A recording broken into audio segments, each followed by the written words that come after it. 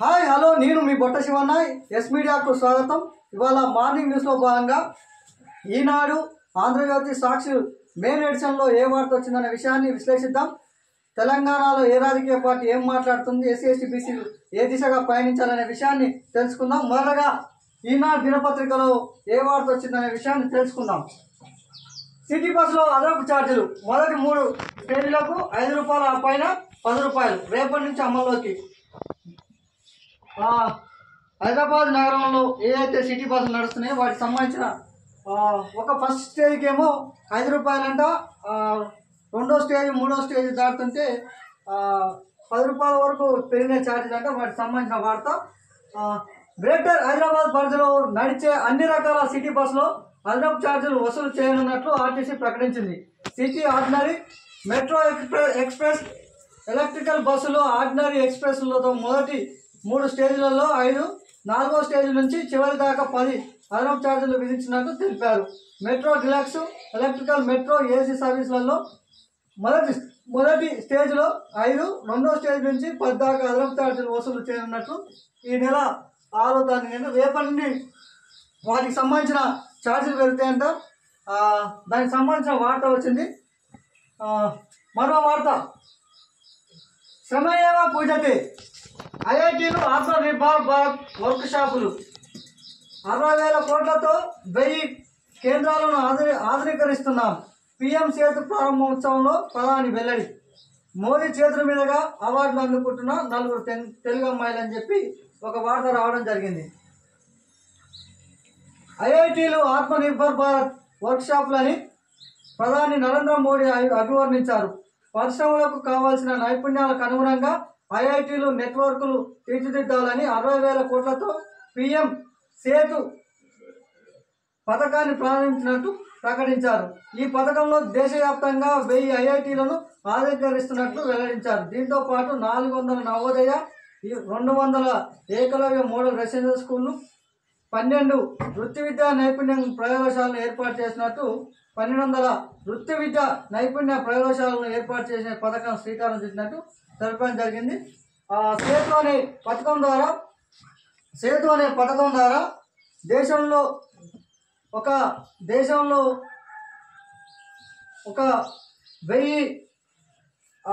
IIT కేంద్రాలను ఆధునీకరిస్తున్నారంట. అదేవిధంగా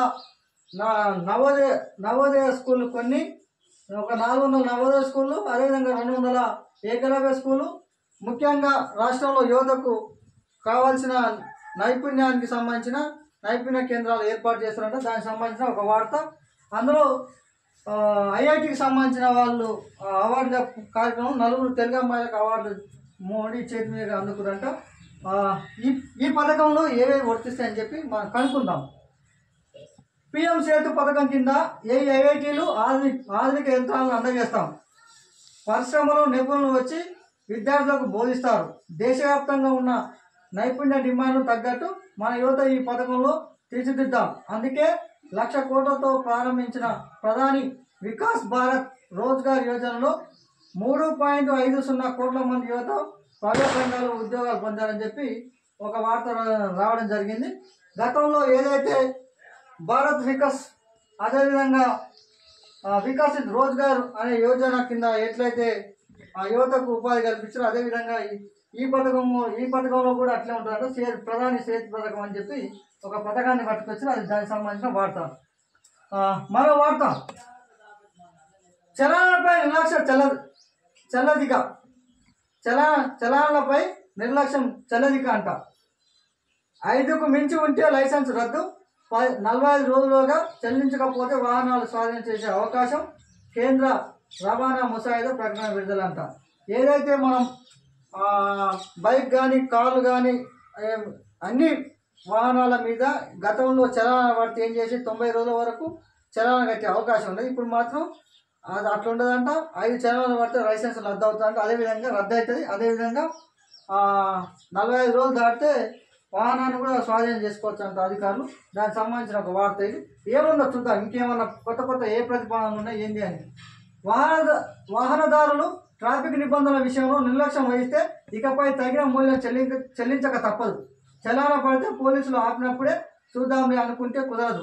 ఇక నుంచి 45 రోజులుగా కట్టేయాలి, లేదా మీ తప్పేంటో అప్పీల్ చేసుకోవాలి. అంతకు మించి ఆలస్యం చేస్తే ఆ బండిని అధికారులు స్వాధీనం చేసుకోవచ్చు. డ్రైవింగ్ లైసెన్సు రెన్యువల్ కాకపోవచ్చు.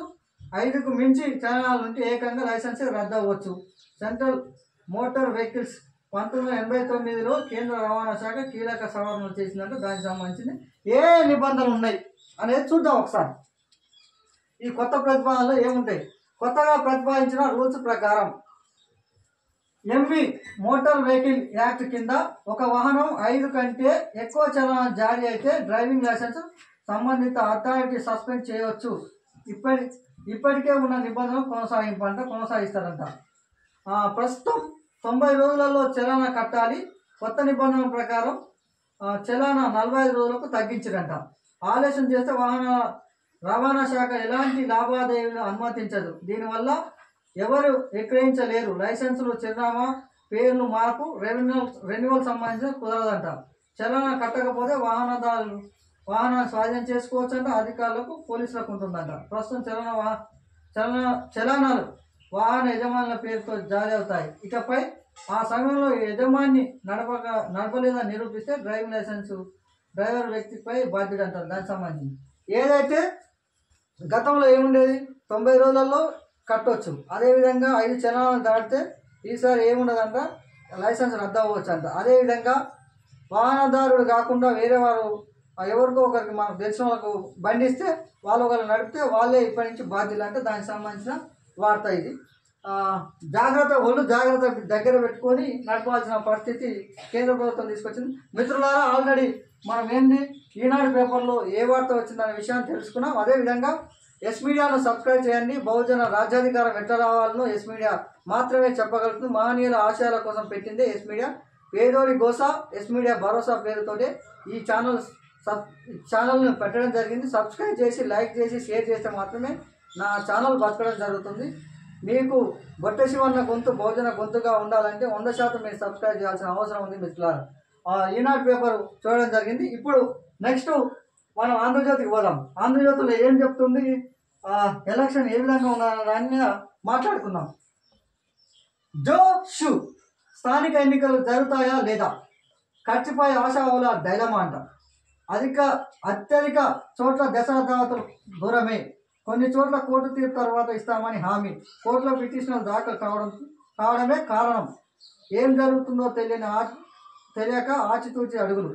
షెడ్యూల్ వచ్చినా కనిపించని లోకల్ జోషు. మరోవైపు సిద్ధమవుతున్న అభ్యర్థుల జాబితాలు ఏకీకరణ చేసుకునేందుకు కొన్ని చోట్ల ప్రయత్నాలని చెప్పి ఏదైతే స్థానిక సంస్థలు జెడ్పీటీసీ, ఎంపీటీసీ ఎలక్షన్లు ఉన్నాయో వాటికి సంబంధించిన ఎలక్షన్లు జరగావా అని చెప్పి గతంలో ఎలక్షన్ రాగానే, స్థానిక సంస్థల ఎలక్షన్ రాగానే ఒక రకమైన జోష్ ఉండేది. అభ్యర్థి అనేటోడు తన అంచెలను పిలిచి దావతులు అవి ఇచ్చేవి, మందు పార్టీలు దావతులు కూడా ఇచ్చి ఆ ఓటర్లను ప్రసన్నం చేసుకునే పనిలో ఉండేది. కానీ ఇప్పుడు ఏం జరిగిందంటే బీసీలకు 42% రిజర్వేషన్లో భాగంగా ఏదైతే రెడ్డి జాగృతికి సంబంధించిన రాష్ట్ర అధ్యక్షుడు హైకోర్టుకు, అదేవిధంగా నిన్న మరో వ్యక్తి సుప్రీంకోర్టుకు పోవడం జరిగింది. దానికి సంబంధించి డైలమాలో ఉన్నారంట ఎవరైతే అభ్యర్థులు. అది ఏందో మొత్తానికి ఒకసారి తెలుసుకుందాం. స్థానిక ఎన్నికలకు షెడ్యూల్ వచ్చిందంటే చాలు, గ్రామాలలో జోషు వేరు. అప్పటి వరకు ప్రశాంతంగా ఉన్న వాతావరణం ఒకేసారి వేడెక్కుతుంది. ప్రజలు కూడా పార్టీల వారీగా గ్రూపులు కడతారు. ఖర్చుల విషయంలో ఆశావాలు తగ్గేదే లేదని అన్నట్టు పెడుతుంటారు. షెడ్యూల్ వచ్చినప్పటి నుంచి ఎన్నికల తంతు పూర్తయ్యే వరకు అసలు వెనకాడరు. కానీ ఈసారి పరిస్థితి ఎందుకు కొంత భిన్నంగా ఉన్నాయి. ఆశావాహులు తమకే టికెట్ వస్తుందని అనుకుంటున్న వారు అభ్యర్థులు తానే అని కొంతవరకు ఖరారైన వాళ్ళలో కూడా ఒక రకమైన డైలమా కనపడుతుంది. ఖర్చు విషయంలో ఆచితూచి అడుగులు వేస్తున్నారు. నిజానికి షెడ్యూల్ విడుదలైన తర్వాత దసరా రావడంతో రాజకీయ దావతులు ఎక్కువగా ఉంటాయని అందరూ భావించారు. ఈసారి కొన్ని చోట్ల దావతులు గట్టిగా జరుగుతాయని, మరి చోట్ల ఇంకా సమయం ఉందిగా అనే మాటలతో సరిపెట్టారు. ఇందుకు కారణం సామాజిక సంస్థల సంబంధించిన రాష్ట్రం రిజర్వేషన్లు మారడం, సుప్రీంకోర్టు, హైకోర్టులో పిటిషన్ దాఖలు కావడం, 2-3 రోజులలో విచారణ ఉండటమే. విచారణకు కోర్టులో ఏ తీర్పు వస్తుందని ముందుకెళ్తామని నాయకులు భావిస్తున్నారంట. ఈ కారణంగా స్థానిక సంస్థల జోషి కనపడడం లేదు. నిజానికి రిజర్వేషన్ మారడంతో తమకు టికెటే వస్తుందన్న వారు నిరాశ ఎదురైంది. ఇక చప్పుడు కాకుండా అనే ఒక వార్త రావడం జరిగింది. ఇంకేం లేదు, ఇప్పుడు నేను చెప్పినా కదా, ఏదైతే ఆశావాళ్ళు ఉన్నారో బీసీ రిజర్వేషన్ 42% అని చెప్పి, కొంతమంది ఏమో టికెట్లు వస్తాయని కన్ఫర్మ్ అయిన వాళ్ళేమో ఒక రకం, ఇక రాలేదని చెప్పి అగ్రకులాలకు సంబంధించిన ఓసీలకు సంబంధించిన వాళ్ళేమో ఇక మా టికెటే రాలేదని చెప్పి ఒక రకంగా నిరాశలో ఉంటే దానికి సంబంధించిన వార్త రావడం జరిగింది. ఒకటి చూద్దాం. 8 జెడ్పీటీసీ అభ్యర్థుల ప్రకటన. ఒక స్థానానికి 3 పేర్లు పంపండి. జిల్లా కమిటీలకు పిసిసి ఆదేశం. నేటి సాయంత్రానికి అందనున్న జాబితా. రేపు పరిశీలన. 7న ముఖ్యమంత్రి రేవంత్ రెడ్డితో భేటీ. ఏకాభిప్రాయం లేని పెండింగ్లో నామినేషన్ చివరి నాటికి ఖరారు. ఎంపీటీసీ, సర్పంచ్, వార్డు సభ్యులు, డీసీసీ స్థాయిలో అభ్యర్థుల ఎంపిక అని చెప్పి ఒక వార్త రావడం జరిగింది. ఏదైతే కాంగ్రెస్ సంబంధించిన అభ్యర్థులు వాళ్ళకి సంబంధించిన ఇవాళ సాయంత్రానికి జాబితా పంపిస్తారంట. రేపు 7వ తారీఖు నాడు ముఖ్యమంత్రి రేవంత్ రెడ్డితో భేటీ ఉంటుందంట. ఎవరైతే ఏకాభిప్రాయం కుదరదో వాళ్ళది చివరి రోజున ప్రకటించే అవకాశం ఉందంట. దానికి సంబంధించిన ఒక వార్త. చలో ఇంకొక చూద్దాం. స్థానికంపై సుప్రీంకోర్టులో పిటిషన్. బీసీలకు 42% చెల్లదు. రాష్ట్ర ప్రభుత్వం జారీ చేసిన జీవో 9ను కొట్టేయండి. పిటిషన్పై రేపు విచారణ జరగనున్న సుప్రీంకోర్టు అన్నట్టు ఒక వార్త రావడం. మిత్రులారా, ఎస్సీ, ఎస్టీ, బీసీ, మైనార్టీ ప్రజలారా, ముఖ్యంగా ఈ దేశంలో 70 సంవత్సరాలుగా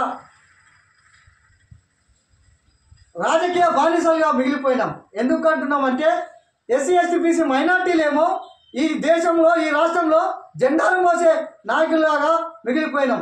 మనమేమో లారీలలో, డీసీఎంలలో కుక్కిన పేర్లాగా మనం పోతే హెలికాప్టర్లో వచ్చి దొరలు పోజు కొట్టుకుంటూ ఇవాళ 70 ఏళ్ళుగా వాళ్ళే ఎమ్మెల్యేలు, వాళ్ళే మినిస్టర్లు ఇవాళ 42% రిజర్వేషన్లను తీసుకొచ్చి కొత్త డ్రామా ఆడి ఇవాళ ఇదే కాంగ్రెస్ 42% ఆ జీవో రద్దవుతున్న విషయం తెలిసాక కూడా అనేక డ్రామాలు ఆడి ఇవాళ కోర్టులో కేసు వేసే పరిస్థితి తీసుకొచ్చింది. దయచేసి ఎస్సీ, ఎస్టీ, బీసీ, మైనార్టీలు ప్రజలు అర్థం చేసుకోవాలి, నాయకులు అర్థం చేసుకోవాలి. ఇవాళ జాజవ్ సీనన్న అయితేంది, అదేవిధంగా ఆర్ కృష్ణన్న అయితేంది, ఎవరైతే ఎస్సీ, ఎస్టీ, బీసీల కోసం కొట్లాడుతున్నారో 42% రిజర్వేషన్ కావాలని ఎవరైతే కొట్లాడుతున్నారో ఇక హక్కుల పోరాటాలు బంద్ చేయాలి. ఇక రాజ్యాధికార పోరాటం చేయాలి. గుంజుకోవాలి తప్ప అడుక్కుంటే ఎవరు ఇవ్వరు. ఇవాళ మన శాతం ఎంత? 100కి 93% ఉన్న మనమేమో దొరల కాడ, వెల్మల కాడ, రెడ్ల కాడ గతంలోనేమో కేసీఆర్ ప్రభుత్వం తెలంగాణలో నీళ్లు, నిధులు, నియామకం, సామాజిక న్యాయం జరుగుతుందని 1200 మంది బలిదానమైంది. ఇవాళ ఈ తెలంగాణలో 10 సంవత్సరాలు ఏమో వెల్మల పరిపాలన చేస్తే ఇవాళ రెడ్లు అంటే 100కి 93% ఉన్న మనం ఇంకా అయ్యా 43% ఈయన ఆయన అడుక్కుంటున్నాం. దయచేసి ఇవాళ 42% వస్తే వస్తాయి, పోతే పోతుంది. బాంచెత్ 2028 ఎలక్షన్ వరకల్లా ప్రతి నియోజకవర్గంలో ఒక బీసీ ఖచ్చితంగా జెండా స్థానాలు ఎన్ని ఉన్నాయో అన్నింటిలో పోటీ చేయడానికి ఉండాలి. ఎస్సీ, ఎస్టీ, బీసీ, మైనార్టీలు కూడా అదేవిధంగా ఓట్లు వేయాలనే విషయాన్ని తెలియజేస్తున్నాను. మిత్ర వీళ్ళని అడుగున్నది ఈ పనికి మళ్ళీ వాళ్ళను, ఈ ఐక్యరాని వాళ్ళను 70 ఏళ్ళుగా మన మీద ఎక్కి తొక్కేటోళ్ళను మనం అడిగేది. మనం ఇస్తే వాళ్ళకు టికెట్లు కావాలని చెప్పి మన ఇళ్ళ కాడికి వచ్చి మన కాలు ముఖ్య పరిస్థితి రావాలి తప్ప ఎస్సీ, ఎస్టీ, బీసీ, మైనార్టీ పోయి ఎవడో పనికి మళ్ళీ కాడికి పోయి అగ్రకుల పార్టీల కాడికి పోయి అడుకునే పరిస్థితి రావద్దని తెలియజేస్తున్నా. అందుకే అడుగుతున్నా, ఎవరికి కావాలి 42%? 56% ఉన్న బీసీలకు 42% ఇస్తారు. దాంతోపాటు అగ్రకులాలు మొత్తం పోయి మళ్ళీ కోర్టులలో కేసులు వేస్తారు. ఇదా కావాల్సింది? ఎస్సీ, ఎస్టీ, బీసీ, మైనార్టీ ప్రజలను అర్థం చేసుకోండి. కాంశీరామ్ను, పూలేను, అంబేద్కర్ను చదివితే బాంచెట్ ఈ తెలంగాణ రాష్ట్రంలో ఎట్లా బీసీ ముఖ్యమంత్రి కాడో చూద్దాం, ఎట్లా ఓ ముదిరాజు ముఖ్యమంత్రి కాడో చూద్దాం, ఎట్లా ఓ గవర్నర్ ముఖ్యమంత్రి కాడో చూద్దాం. అదే కావాల్సింది. దయచేసి అర్థం చేసుకోవాల్సిన అవసరం ఉంది. మిత్రులారా, షేర్ చేయండి ఈ అంశాన్ని. రాష్ట్రం మొత్తం చర్చ జరగాలి, అగ్నిగుండంగా మారాలి. అట్లయితేనే ఈ అగ్రకుల పార్టీలకు బుద్ధి వస్తుంది. దయచేసి ఈ విషయాన్ని అందరు షేర్ చేయాలని కోరుతూ మరో వార్త చూద్దాం. సిటీ బస్సులలో ఛార్జీల బాధుడు. హైదరాబాద్ గ్రేటర్లో జరిగే సిటీ బస్సు టికెట్ల పెంపు స్టేజ్కి వారిగా 5 నుంచి 10 రూపాయలు మేర మోత అని చెప్పి ఆర్డినరీ, మెట్రో సహా అన్ని రకాల బస్సులు వర్తింపంట. సిటీ బస్సులు ఏదైతే మనం ఎలాగ చెప్పామో సిటీ బస్సులలో రేపటి నుంచి 5 నుంచి 10 రూపాయల వరకు పెరిగే అవకాశం ఉందండి. దానికి సంబంధించిన వార్త. సినీ తారలకు ఏఐ విలన్. కృత్రిమ మేధతో సెలబ్రిటీల రూపంలో విచ్చలవిడిగా కంటెంట్ తయారీ, యాడ్స్ నుంచి అశ్లీల కంటెంట్ దాకా రూపొందించి సోషల్ మీడియాలో పెడుతున్న వైరల్ అవుతుండడంతో సెలబ్రిటీల తంటాలు, కోర్టులు ఆశ్రయించిన నటులు, ఢిల్లీ కోర్టులో నాగార్జున, అభిషేక్ బచ్చన్, ఐశ్వర్య రాయ్, కరణ్ జోహార్ పిటిషన్లు. ఈ తరహా కంటెంట్ అడ్డుకోలేమని చెప్పి యూట్యూబ్, సోషల్ మీడియా ఏదైతే ఇప్పుడు కొత్తగా వచ్చిందో ఏఐ ద్వారా సెలబ్రిటీల వాళ్ళ యొక్క సంబంధించిన వీడియోలను తయారు చేసి అది అసలు అంటే మనకు బూతు బొమ్మలను తయారు చేసి మరీ కూడా వీడియోలు చేస్తున్నారు. దానికి సంబంధించిన వార్త అది అది దాని మీద అడ్డుకట్ట వేయాలని చెప్పి యూట్యూబ్ను అదే సోషల్ మీడియా అంటే మాతో కాదని చెప్తున్నారు. దీన్ని ఓన్లీ మాన్యువల్ వ్యూతోనే పరిష్కారం అని చెప్పి నల్లవత్తు శ్రీధర్ అని చెప్పి విశ్లేషకుడు చెప్పడం జరిగింది. దానికి సంబంధించిన వార్త. అమెరికాలో కాల్పులు, హైదరాబాద్ యువకుడు మృతి, జీడిఎస్ పూర్తి చేసి ఉన్నత చదువుల కోసం డల్లాస్ కంటే 2 ఏళ్ల క్రితమే వెళ్ళిన చంద్రశేఖర్ గ్యాస్ స్టేషన్లో పార్ట్ టైం జాబు, అక్కడ దుండగులు జరిపిన కాల్పులు మృతి చెందాడని చెప్పి మన హైదరాబాద్ సంబంధించిన వ్యక్తి అమెరికా డల్లాస్ పోయినట్ట, అక్కడ చదువుకుందామని చెప్పి పార్ట్ టైంగా ఒక జాబ్ చేస్తున్నట్ట, అక్కడ జరిగిన కాల్పులలో మృతి చెందాడని పాపం సానుభూతి చెప్పాల్సిన అవసరం ఉంది. ఎందుకంటే పేద కుటుంబాల నుంచి పోయినట్టుంది, పోయిన వ్యక్తిగా మనకు తెలవడం జరిగింది. అసలుకి మన దేశంలోనే మన కాన్నే విద్య, వైద్యం, మంచి అవకాశాలు ప్రభుత్వాలు 70 ఏళ్లలో కల్పిస్తే అమెరికా పోయి ఉపాధి కోసం దోలాడుకోవాల్సిన అవసరం ఉండదు. ఇది పాలకుల నిర్లక్ష్యం. ఇగో ఈయన సాగు కూడా పాలకుడే కారణం. ఎందుకంటే ఇక్కడ అమెరికా, ఆఫ్రికా, ఏదైతే జర్మనీ, జపాన్ పోయే అవకాశాలు ఉన్నాయి, అయ్యే అవకాశాలు మన కాడ కల్పిస్తే 100% మన యువత దేశంలో ఈ దేశాన్ని ముందు తీసుకుపోయే దమ్ము లేదా? ఇక్కడ ఆ ఉద్యోగాలు చేయలేరా?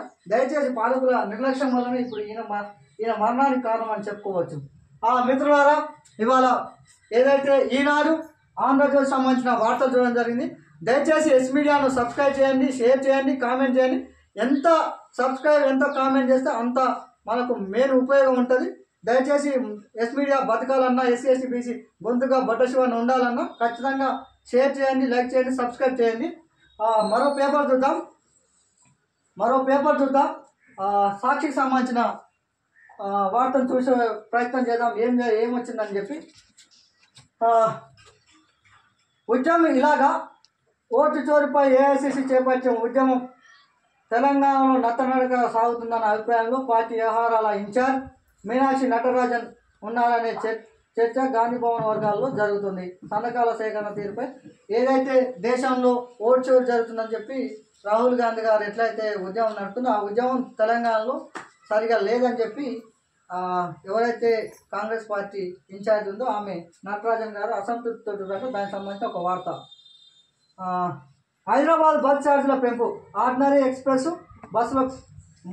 బస్సులలో మొదటి 3 స్టేజ్లకు 5 రూపాయలు, 4వ స్టేజ్ నుంచి 10 రూపాయలు పెంపు అని చెప్పి ఒక వార్త రావడం జరిగింది. ఇప్పటిదాకా మనం ఆల్రెడీ అక్కడ చూసినాం. దానికి సంబంధించింది స్థానికంపై ప్లాన్ బి అంట. 6-8 తేదీలలో సుప్రీం హైకోర్టులలో బీసీ రిజర్వేషన్ చట్టం సవరణపై విచారణ, కోర్టుల తీర్పు ఆధారంగానే వెంటనే స్పందించేందుకు సిద్ధమవుతున్న ప్రభుత్వం. ప్రతికూల తీర్పు వస్తే పాత రిజర్వేషన్ ప్రకారం వారం ఆలస్యంగా ఎన్నికలు. కొత్తగా షెడ్యూల్ విడుదల చేసిన ఎన్నికల నిర్వహణ పిఆర్ శాఖ ప్రణాళిక బిల్లులపై రాష్ట్రపతి గవర్నర్ నిర్ణయం తీసుకునే వరకు యోచించే మరో ప్లాన్ అని చెప్పి ఒక వార్త రావడం జరిగింది. ఏదైతే ఇప్పుడు ఎట్లయితే ప్రభుత్వం సంబంధించిన ప్రభుత్వం ఎట్లయితే నోటిఫికేషన్ విడుదల చేసిందో, ఒకవేళ ఇవాళ బీసీ బిల్లుపై కోర్టులో ఇవాళ, అదేవిధంగా 6 తారీఖు, అదేవిధంగా 8 తారీఖు వచ్చే తీర్పులను బట్టి పాత రిజర్వేషన్ల ద్వారా వచ్చే ఎలక్షన్ ఒక 1 రోజుల్లో లేట్ పెట్టాలనే ఆలోచనలో ఉన్నట్టు ప్రభుత్వ వర్గాలు తెలిపాయని వాటికి సంబంధించిన ఒక వార్త. మరో వార్త చూద్దాం. పరిమితి వేలల్లో, ఖర్చు లక్షలలో అని చెప్పి అభ్యర్థుల వ్యయ పరిమితి చిత్రాలు, సర్పంచ్గా పోటీ చేయాలన్న ఆస్తులు అమ్ముకోవాల్సిన పరిస్థితి, ఎన్నికల సంఘం పరిమితి 2.5 లక్షల లోపే, సెల్ఫ్ డిక్లరేషన్పై అభ్యర్థులు జాగ్రత్తగా ఉండకపోతే. అయితే ఏదైతే మిత్రులారా, ఒకటే విషయం చెప్తున్నా, ఎస్సీ ఎస్టీ బీసీ మైనారిటీ ప్రజలారా, సర్పంచ్, ఎంపీటీసీ, వార్డు, జెడ్పీటీసీ, ఏదైనా పదవి కానీ ఏ పదవికైనా నోట్లు ఇచ్చే పరిస్థితి తెచ్చుకోకండి. ఆస్తులు అమ్మి సేవ చేయాల్సిన పని అవసరం లేదు. దయచేసి ప్రజలారా ఆలోచించండి. ఓట్లకు నోటు ఇచ్చేటోడు సేవ చేయడానికి రాడు. వాని మెంటాలిటీ అంతా ఆ పైసల్ని ఏడ ఖర్చు పెట్టిన పైసలు ఇవాళ ఒక జెడ్పీటీసీ ఎంపీపీకి దగ్గర ఒక 4-5 కోట్ల రూపాయలు ఖర్చు పెట్టే పరిస్థితి ఉంది. ఆ 4-5 వేల కోట్ల రూపాయలు ఖర్చు పెడితే 5 సంవత్సరాల్లో ఆ 4-5 వేల రూపాయలు సంపాదించుకునే పనిలో ఉంటాడు తప్ప ఏ పేదోడికి సేవ చేసే పనిలో ఉండడు. దయచేసి నోటు అనే పదాన్ని బంద్ చేయాల్సిన అవసరం ఉంది. అదేవిధంగా ఎవరైతే నీతిగా నిజాయితీగా ఓట్లు వేస్తాం, ఓట్లు వేయండి అని చెప్పి ఇంటికి వచ్చి ఎవరైతే అడుగుతారో అభ్యర్థిస్తారో వాళ్ళకి మాత్రమే ఓట్లు వేయాలి. పైసలు ఇచ్చి కట్ట తీసుకొచ్చి వేయడానికి ఓట్లు వేయాల్సిన అవసరం లేదని ఆ ఎస్ మీడియా ద్వారా తెలంగాణ ప్రజలకు విజ్ఞప్తి చేస్తున్నా. మరో వార్త చూద్దాం. బోనస్ బకాయి 1 కోటి. ఇదేంది బోనస్ బకాయి?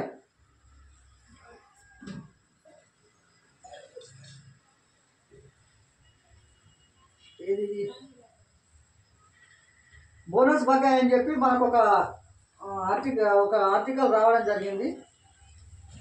అది ఎంత అంటే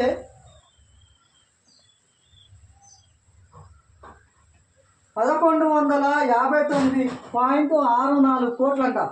ఏదైతే బోనస్ బకాయి ఉందో దానికి సంబంధించింది. ఎంత ఉందంట బోనస్ బకాయి అంటే 11,059.14 కోట్లు. ఎప్పుడు అది బకాయి అంటే గత యాసంగి సన్న ఓట్ల బోనస్ ఇప్పటి వరకు రైతన్నకు అందని పోయినమంట. ఈ ఏట్లో మరి కాంగ్రెస్ ప్రభుత్వం ఏం చెప్పింది? సన్నాలు పండిస్తే మేము 500 రూపాయలు బోనస్ వేస్తాం, దానికి సంబంధించిందని చెప్పి ఒకసారి వేసిరంట. యాసంగి రైతులు ఎవరైతే ఒట్ల మీద వాళ్ళకి సంబంధించిన బోనస్ రాలేదంట. క్వింటాల్కి 500 రూపాయలు చొప్పున వేస్తామని చెప్పి అది ఎంత బాకీ ఉందంటే 1159.64 కోట్ల రూపాయలు బకాయి ఉందంట. అది రైతన్నలో చూస్తారంట. మళ్ళీ మార్కెట్లోకి వస్తున్న వానాకాలం వడ్లు సన్న రకం 40 నుంచి 50 LMT ఉన్నాయని అంచనా. వాటికి చెల్లించే బోనస్ 2,000 కోట్ల నుంచి 2,200 కోట్లు బోనస్ కోసం ఆందోళన బాటపడుతున్న రైతులని చెప్పి ఒక వార్త రావడం జరిగింది. సన్నధాన్యం పండించే రైతులకు క్వింటాల్కు 500 బోనస్ ఇస్తాన్నాం. వానాకాలం సీజన్లో 80 లక్షల మెట్రిక్ టన్నుల LMT ధాన్యం కొనుగోలు కేంద్రాలు వస్తుందని భావిస్తున్నాం. అందులో 40 నుంచి 45 LMT సన్న రకాలే అని చెప్పి వీరికి అందరికి బోనస్ ఇస్తామని చెప్పి ఉత్తమ్ కుమార్ రెడ్డి అన్నాడంట. అయ్యా ఫస్ట్ నువ్వు గత యాసంగిలో ఇవ్వాల్సిన బోనస్ ఇచ్చినాక ఇగో ఈ మాటలు చెప్పు. ఏమని చెప్పంటే 500 రూపాయలు సన్న రకాలకు ఇస్తాం అని చెప్పే మాటలు ఇవి రిలీజ్ చేసి మాట్లాడుతూ ఉత్తమ్ కుమార్ రెడ్డి నీ మాటకు ఒక వాల్యూ ఉంటుంది. నీకు ఏమన్నా ఈ పనికి మళ్ళీ మాటలు మస్తగా చెప్తారు. గాలిగా తిరగటోడు చెప్పాల్సిన మాటలు నువ్వు ఒక మినిస్టర్గా ఉండి చెప్పడం అది సరైన పద్ధతి కాదనే విషయాన్ని తెలుసుకోవాల్సిన అవసరం ఉంది. మరో వార్త చూద్దాం. ఇగో 4 నెలలుగా జీతాలే లేవు. అయ్యా ముఖ్యమంత్రి నీకే అడుగుతున్నా, ఇవాళ నీకు 4 లక్షల రూపాయల జీతాలు నెలకు పడుతున్నాయి. మరి ఇక ఈయనకు పడొద్దా? ఇగో ఎవరికి? తెలంగాణ సాంఘిక సంక్షేమ గురుకుల విద్యా సంస్థలో సొసైటీ పరిధిలో పనిచేసే పార్ట్ టైం అవుట్సోర్సింగ్ ఉద్యోగుల వేతనాల కోసం ఎదురుచూపులు. దాదాపు 4,000 మందికి 4 నెలలుగా వేతనాలు విడుదల కాలేదట. ఇక నువ్వేమంటావు? విద్యా వైద్యమే నా ప్రాధాన్యత, నేను ఇంటిగ్రేటెడ్ స్కూల్ కట్టిస్తున్నా, 1000 మందికి ఉపాధి కల్పించే పనిలో ఉన్నా అని చెప్తావు. మరి వీళ్ళకి జీతాలు రాలేదంటారు రేవంత్ రెడ్డి గారు. మరి వీళ్ళ పరిస్థితి ఏంటి? అందుకే దయచేసి మిత్రులారా, పేదోడి గోసనే పేద ప్రజల నుంచి వచ్చిన వానికి మాత్రమే తెలుస్తుంది. ఇవాళ అగ్రకులాలు బలిసిన దొరల నుంచి వచ్చిన వాళ్ళకు పేదల బాధలు ఎట్లా తెలుస్తాయి? ఇక్కడ పనిచేసే వాళ్ళంతా నిరుపేద కుటుంబాలలో కష్టపడి చదువుకొని వచ్చిన వాళ్ళందరూ కాంట్రాక్ట్ బేసిక్ కింద పనులు చేస్తున్నారు, ఉద్యోగాలు చేస్తున్నారు. విద్యను అందించాలి, నా జాతర బాగుపడాలని చెప్పి టీచర్లు పనిచేస్తున్నారు. వాళ్ళకు నెలకు ఇవ్వాల్సిన 4 నెలలుగా జీతాలు ఇవ్వలేదంట. దానికి సంబంధించింది సిగ్మాల ప్రభుత్వం ఈ కాంగ్రెస్ ప్రభుత్వం అన్ని దొంగ 420 హామీలు ఇచ్చి 420 లాగా వ్యవహరిస్తుంది. దీన్ని అందరూ గమనించాలి. దయచేసి మిత్రులారా ఎస్ మీడియాని సబ్స్క్రైబ్ చేయండి, షేర్ చేయండి. 100% మీరు ఏ విధంగా అయితే న్యూస్ రావాలనుకుంటారో 100% వస్తుంది. ఆ దిశగానే బొట్ట శివన్న ఉంటాడు. ఎస్సీ ఎస్టీ బీసీ మైనార్టీలు కాంచీరామ్ ఏమన్నాడు, పూలే ఏమన్నాడు, అంబేద్కర్ ఏమన్నాడు, అదేవిధంగా చాకలి ఐలమ్మ ఆశయాలు ఏంది, గడ్డి కుమరయ్య ఆశయాలు ఏంది, అదేవిధంగా పండుగ సాయన్న వీరత్వం ఏందనే విషయాన్ని ఎస్ మీడియా ద్వారా 100% అందిస్తా. 2028 వరకల్లా 100% ఎస్సీ ఎస్టీ బీసీ మైనార్టీల రాజ్యాధికారం కోసం నా గొంతుగా వినిపిస్తానని తెలియజేస్తూ ఈ అవకాశం ఇచ్చిన మీ అందరికీ ధన్యవాదాలు తెలియజేస్తూ, మెయిన్గా షేర్ చేయడం వల్లనే ఈ ఛానల్ కొంత ఇంప్రూవ్ అయ్యే అవకాశం ఉంటుంది. లైక్ చేయండి, షేర్ చేయండి, అదేవిధంగా సబ్స్క్రైబ్ చేయాల్సిన అవసరం ఉంది. మానిటేషన్ అయితే ఇంకా వాతావరణం వేరే ఉంటుంది. బొట్ట శివన్న నుంచి మీరు ఏదైతే కోరుకుంటున్నారో అంతా మీకు అంతా అని తెలియజేస్తూ ముగిస్తున్నా మిత్రులారా.